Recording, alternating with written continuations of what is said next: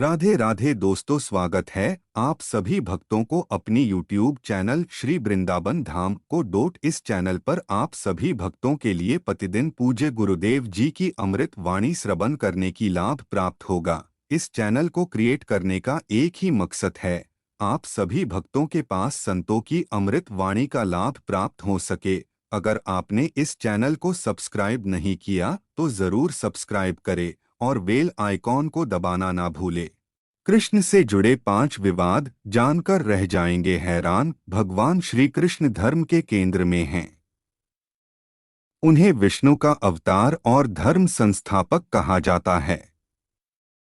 विष्णु के सभी अवतारों का अपना अलग कार्य, उद्देश्य और चरित्र रहा है।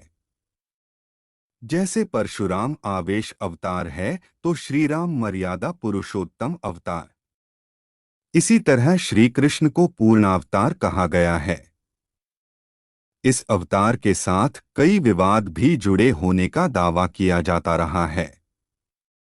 आलोचक ऐसा करते हैं। आओ जानते हैं कि वे कौन से 5 विवाद हैं। 1. छली कृष्ण। भगवान श्री कृष्ण को बहुत से लोग छली या कपटी कहते हैं, जो कि बहुत ही गलत है। राजनीति और युद्ध में कूटनीति का सहारा लेना छल नहीं होता। छल का अर्थ होता है धोखा। चाणक्य का एक वाक्य है कि यदि अच्छे उद्देश्य के लिए गलत मार्ग का चयन किया जाए तो यह अनुचित नहीं होगा। मार्ग कैसा भी हो, लेकिन उद्देश्य सत्य और धर्म की जीत के लिए ही होना चाहिए। दरअसल छल और भेद नीति में बहुत फर्क होता है। छल एक धोखा है जबकि भेद एक युक्ति है। जब युद्ध में सारे नियम तोड़कर कौरव पक्ष ने भगवान श्री कृष्ण के भांजे अभिमन्यु को निर्ममतापूर्वक मार दिया तो भगवान श्री कृष्ण को भी नियम तोड़ने का अधिकार स्वतः ही मिल गया।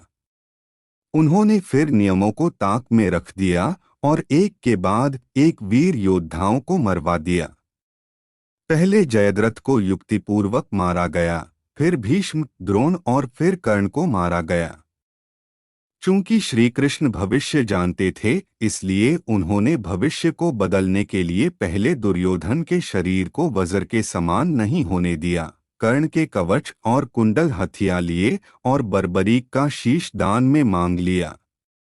यदि वे यह कार्य नहीं करते तो युद्ध जीतना मुश्किल होता। 2. क्या श्री कृष्ण रसिक थे? विरोधी लोग कहते हैं कि श्री कृष्ण मंचले थे। दरअसल श्री कृष्ण के जीवन को नहीं जानने वाले ही ऐसा कहते हैं। श्री कृष्ण की ऐसी छवि भक्ति और रीतिकाल के कवियों ने बनाई थी।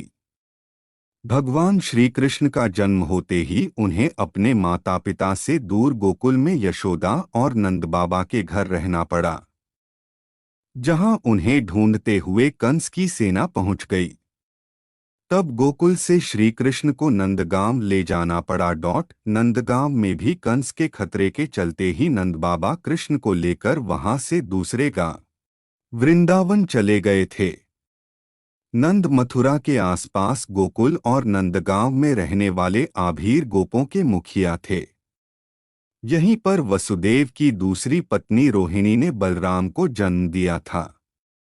मथुरा से गोकुल की दूरी महज 12 किलोमीटर है। वृंदावन मथुरा से 14 किलोमीटर दूर है। श्रीमद् भागवत और विष्णु पुराण के अनुसार कंस के अत्याचार से बचने के लिए नंदजी कुटुंबियों और सजातियों के साथ नंदगांव से वृंदावन में आकर बस गए थे, जहां बरसाने के लोग भी थे। मान्यता है कि यहीं पर वृंदावन में श्री कृष्ण और राधा एक घाट पर युगल स्नान करते थे। इससे पहले कृष्ण की राधा से मुलाकात गोकुल के पास संकेत तीर्थ पर हुई थी। इसके बाद अंतिम मुलाकात उनकी द्वारिका में हुई थी। वृंदावन में ही श्री कृष्ण और गोपियां आंख मिचौनी का खेल खेलते थे। यहीं पर श्री कृष्ण और उनके सभी सखा और सखियां मिलकर रासलीला अर्थात होली आदि तीज त्योहारों पर नृत्योत्सव का आयोजन करते थे। यहाँ पर यमुना घाट के प्रत्येक घाट से भगवान कृष्ण की कथा जुड़ी हुई है। उस वक्त कृष्ण 7 साल के थे और राधे 12 की। उनके साथ उन्हीं की उम्र के बच्चों की एक बड़ी टोली रहा करती थी, जो गांव की गलियों में धमाचौकड़ी मचाया करती थी। बच्चों की इस धमाचौकड़ी को पुराणों और बाद में भक्तिकाल के कवियों ने प्रेमलीला में बदल दिया। 11 वर्ष की अवस्था में श्री कृष्ण मथुरा चले गए थे और वहां उन्होंने कंस का वध कर दिया, जिसके चलते मगध और भारत का सबसे शक्तिशाली सम्राट उनकी जान का दुश्मन बन गया, क्योंकि कंस उसका दामाद था। अब सोचिए, उसके बाद तो श्री कृष्ण कई वर्षों तक जरासंध से लड़ते भागते रहे, फिर सामने महाभारत का युद्ध आकर खड़ा हो गया। ऐसे में रासलीला कैसे और कब की होगी? 3 श्री कृष्ण की 16,000 रानियां थीं। कृष्ण की जिन 16,000 पटरानियों के बारे में कहा जाता है, दरअसल वे सभी भौमासुर, जिसे नरकासुर भी कहते हैं, कि यहाँ बंधक बनाई गई महिलाएं थीं, जिनको श्री कृष्ण ने मुक्त कराया था। ये महिलाएं किसी की माँ थीं, किसी की बहन तो किसी की पत्नियां थीं, जिनको भौमासुर अपहरण करके ले गया था। महाभारत में इसका जिक्र नहीं मिलता कि श्री कृष्ण की राधा नामक प्रेमिका थीं और उनकी 16,000 पटरानियां थीं। दरअसल पुराणों के अनुसार ये सभी अपहरित नारियां थीं या फिर भय के कारण उपहार में दी गई थीं और किसी और माध्यम से उस कारागार में लाई गई थीं। वे सभी भौमासुर के द्वारा पीड़ित थीं, दुखी थीं, अपमानित, लांछित और कलंकित थीं। सामाजिक मान्यताओं के चलते भौमासुर द्वारा बंधक बनकर रखी गई इन नारियों को कोई भी अपनाने को तैयार नहीं था। तब अंत में श्री कृष्ण ने सभी को आश्रय दिया। ऐसी स्थिति में उन सभी कन्याओं ने श्री कृष्ण को ही अपना सब कुछ मानते हुए उन्हें पति रूप में स्वीकार किया, लेकिन श्री कृष्ण उन्हें इस तरह का नहीं मानते थे। उन सभी को श्री कृष्ण अपने साथ द्वारिकापुरी ले आए। वहां वे सभी महिलाएं स्वतंत्र पूर्वक अपनी इच्छानुसार सम्मान पूर्वक द्वारका में रहती थीं, महल में नहीं। वे सभी वहां भजन, कीर्तन, ईश्वर भक्ति आदि करके सुखपूर्वक रहती थीं। उन्हें वहां किसी भी पुरुष से विवाह करने की अनुमति थी और उनमें से कुछ ने ऐसा किया भी था। द्वारका एक भव्य नगर था, जहां सभी समाज और वर्ग के लोग रहते थे। ऐसे में यह सोचना होगा कि यह सचमुच ऐसा था या कि यह एक झूठ है। 4 राधा और कृष्ण क्या सचमुच प्रेमी प्रेमिका थे? क्या राधा भगवान कृष्ण की प्रेमिका थीं? यदि थीं तो फिर कृष्ण ने उनसे विवाह क्यों नहीं किया? कृष्ण नंदगांव में रहते थे और राधा बरसाने में। नंदगांव और बरसाने से मथुरा लगभग 42 से 45 किलोमीटर दूर है। उल्लेखनीय है कि महाभारत में राधा के नाम का उल्लेख नहीं मिलता है। यह सच है कि कृष्ण से जुड़े ग्रंथों में राधा का नाम नहीं के बराबर ही है।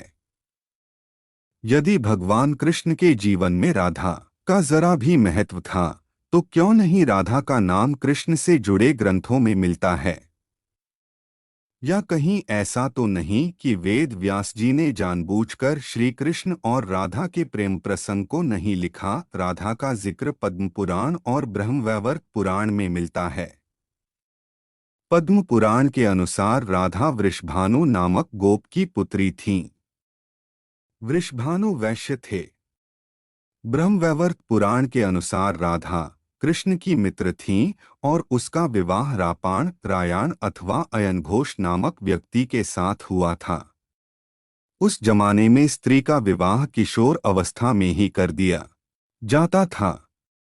बरसाना और नंदगांव के बीच 4 मील का फासला है।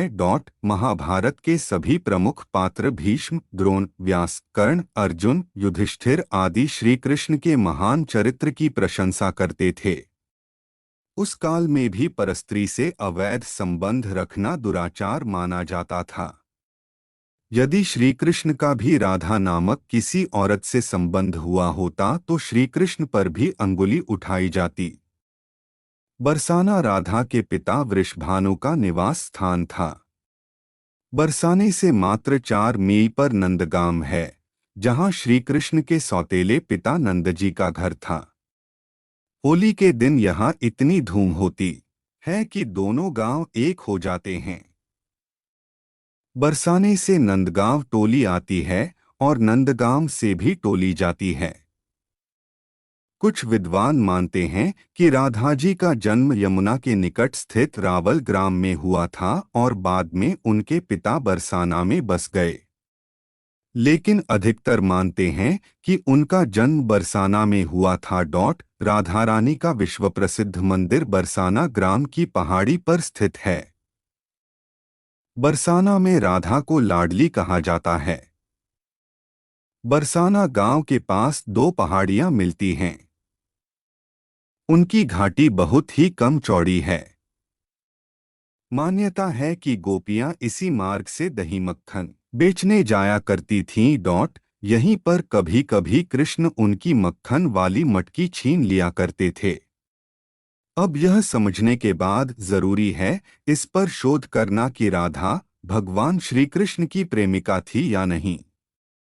हालांकि यदि वे उनकी प्रेमिका थीं, तो इस पर विवाद नहीं होना चाहिए। ऐसा भी कहा जाता है कि जयदेव ने पहली बार राधा का जिक्र किया था और उसके बाद से श्री कृष्ण के साथ राधा का नाम जुड़ा हुआ है। 5. श्री कृष्ण युद्ध की शिक्षा देते हैं। बहुत से लोग यह आरोप लगाते हैं कि भगवान श्री कृष्ण युद्ध का पक्ष लेते हैं और वे युद्ध की ही शिक्षा देते हैं। इसके लिए वे कहते हैं कि उन्होंने अर्जुन को युद्ध करने के लिए मानसिक रूप से तैयार किया था। इसका मतलब यह कि श्री कृष्ण युद्ध के पक्षधर हैं, शांति के नहीं। इस मामले को लेकर रशिया में गीता पर प्रतिबंध लगा दिया गया था। दरअसल गीता में सिर्फ युद्ध की ही बातें नहीं हैं। उसमें मनुष्य जीवन के हर पहलुओं को छुआ गया है, साथ ही आध्यात्मिक रास्ते का जिक्र भी किया गया। जिन्होंने गीता और महाभारत पढ़ी है वे जानते हैं कि उसमें युद्ध तो संपूर्ण जीवन का एक छोटा सा पार्ट है। यह सभी जानते हैं कि महाभारत के युद्ध से पूर्व भगवान श्री कृष्ण ने कौरव और पांडवों के बीच सुलह और शांति कायम करने के लिए कितना प्रयास किया था, लेकिन दुष्ट दुर्योधन माना ही नहीं। अंत में वे मात्र 5 गांव मांगने गए थे ताकि इसे मसला हल हो जाए और युद्ध टाला जा सके, क्योंकि वे भी जानते थे कि युद्ध कितना भयावह हो सकता है। लेकिन जब युद्ध तय ही हो जाता है तो फिर युद्ध से पीछे हटना कायरता ही होगी। यही बात श्री कृष्ण अर्जुन को हर तरह से समझाते हैं। जब नहीं समझ में आती है तो फिर वे अपना विश्वरूप दिखाकर कहते हैं कि न कोई मरता है और न कोई मारता है, सभी मेरी इच्छा से मरते और जन्म लेते हैं। सभी निमित्त मात्र हैं। यह समझता है कि वह खुद करता है तो वह भ्रम में जी रहा है। मरने से डरने वाला कभी भी जीवन और मोक्ष को प्राप्त नहीं होता, इसलिए युद्ध से क्या डरना। आज मरे या कल मरना तो सभी को है। सचमुच ही श्री कृष्ण युद्ध के कभी पक्षधर नहीं रहे, लेकिन यदि युद्ध थोपा ही जाए तो फिर क्या करें।